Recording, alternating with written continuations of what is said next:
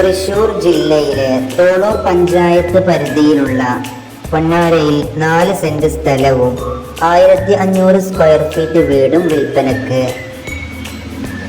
പറപ്പൂർ ടൗണിന് സമീപമുള്ള ഈ പ്രോപ്പർട്ടിയിലേക്ക് പൊന്നാര ബസ് സ്റ്റോപ്പിൽ നിന്നും വളരെ എളുപ്പത്തിൽ എത്തിച്ചേരാവുന്നതാണ്.